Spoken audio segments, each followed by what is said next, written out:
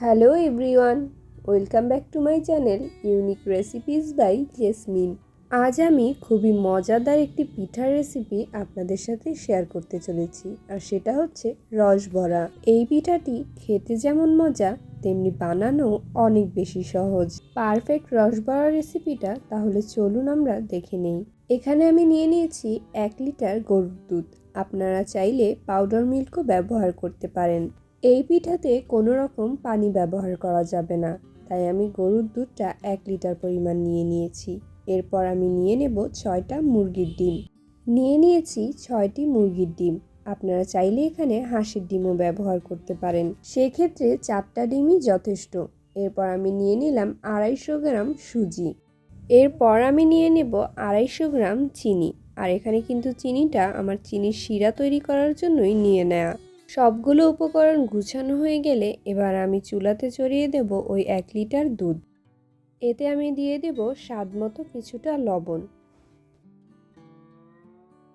এবারে এটাকে আমি ভালো মতো নাড়াচাড়া করে বলক ওঠার জন্য অপেক্ষা করব।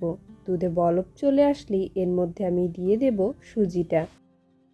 সুজিটা এখানে অবশ্যই অল্প অল্প করে দিতে হবে, না হলে একসাথে দিতে গেলে এটা দলা পেকে যাবে, আর সেক্ষেত্রে পিঠাটা খেতে মোটেও ভালো লাগবে না। চুলার আঁচটা একদমই লোতে রেখে আমি এক হাত দিয়ে নাড়াচাড়া করব এবং অন্য হাত দিয়ে সুজিটা ঢেলে নেব এবং ততক্ষণ পর্যন্ত নাড়াচাড়া করতে থাকবো যতক্ষণ না পর্যন্ত সুজির সাথে দুধটা ভালো মতো মেখে যাচ্ছে। এইভাবে অনবরত ততক্ষণ অবধি নাড়াচাড়া করতে থাকবো যতক্ষণ না পর্যন্ত দুধের সাথে সুজিটা ভালো মতো মিশে যাচ্ছে এবং সুজিটা ভালো মতো সিদ্ধ হয়ে যাচ্ছে। চামচ দিয়ে এইভাবে ভালো মতো আমি এটাকে পিষতে থাকবো, যাতে করে এর মধ্যে কোনো রকম দানাদার ভাব না থাকে। আর এখন কিন্তু আমি চুলা থেকে অলরেডি এটা নামিয়ে ফেলেছি এবং ঠান্ডা হওয়ার জন্য অপেক্ষা করছি। পুরোপুরি ঠান্ডা হওয়ার আগ পর্যন্ত আমি এটাকে চামচ দিয়ে এইভাবে ভালো মতো পিষতে থাকবো, যাতে করে সম্পূর্ণ দানাগুলো এর সাথে মিশে যায়। ভালো মতো ঠান্ডা হয়ে যাওয়ার পর আমি এটা হাত দিয়ে ভালোভাবে আবারও কিছুক্ষণ মথে নেব, যাতে করে কোনো রকম লাম্পস না থাকে। এই জিনিসটা আপনাদের অবশ্যই খেয়াল রাখতে হবে, কারণ এর মধ্যে যদি দানা দানা ভাব থাকে তাহলে কিন্তু পিঠার মধ্যে ভালো মতো শিরা পৌঁছাবে না। তাই ভালো মতো এটাকে দানা দানা ভাবটা ছাড়িয়ে নিতে হবে এবং মাখানোটা খুব পারফেক্টলি করতে হবে। ভালো মতো এটাকে মথে নেওয়া শেষ হলে এর মধ্যে আমি এবার একে একে 6টা ডিম দিয়ে দেব। এই পর্যায়ে আমি হাত দিয়ে ভালো মতো এটাকে মথে নেব, আর এই কাজটা কিন্তু অবশ্যই হাত দিয়েই করতে হবে। প্রায় 10 থেকে 15 মিনিট অবধি হাত দিয়ে মেখে নেওয়ার পর এটার রেজাল্টটা ঠিক এরকম আসবে। নর্মালি আমরা বড়া পিঠা বানালে কাইটা যতটুকু পাতলা হয় এটাও সেম ততটুকুই পাতলা হবে।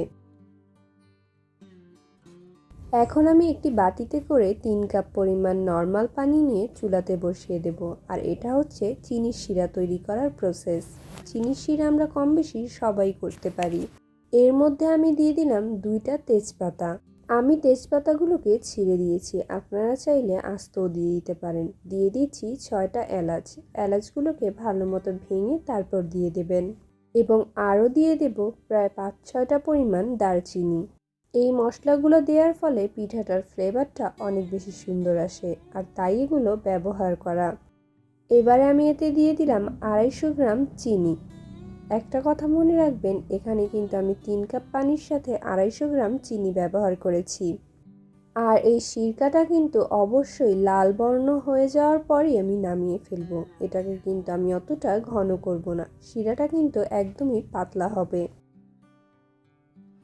দেখে অবশ্যই বুঝতে পারছেন চিনির সিরকাটা ঠিক কতটুকু লাল হতে হবে। এই অবস্থায় এটাকে এবার আমি নামিয়ে ফেলবো এবং ঠান্ডা হওয়ার জন্য এক সাইডে রেখে দেব। পিঠাগুলো ঠান্ডা সিরকার মধ্যেই রাখতে হবে। গরম সিরকার মধ্যে রাখলে পিঠাগুলো ঠান্ডা হয়ে যাওয়ার পর চুপসে যাবে। এবার একটি কড়াইতে আমি দিয়ে দেব প্রায় 2 কাপ পরিমাণ সয়াবিন তেল। পিঠাগুলো ডুবো তেলে না ভাজলে এগুলো ফুলবে না, তাই চেষ্টা করবেন এগুলো অবশ্যই ডুবো তেলে ভাজতে।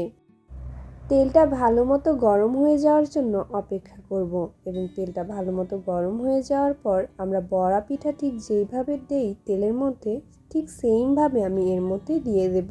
দেখে নিশ্চয়ই বুঝতে পারছেন ছোট ছোট সাইজে এগুলো দিতে হবে, কারণ এগুলা অনেকটাই ফুলে যাবে। চেষ্টা করবেন পিঠাগুলো একটু ফাঁকা ফাঁকা করে দিতে, যাতে করে এরপরে নাড়াচাড়া করতে সুবিধা হয়। এই রসবড়া কিন্তু যে কোনো মিষ্টির স্বাদকেও হার মানাবে। এগুলো খেতে এতটাই মজা, আর ফুলেও দেখবেন কত বড় হয়।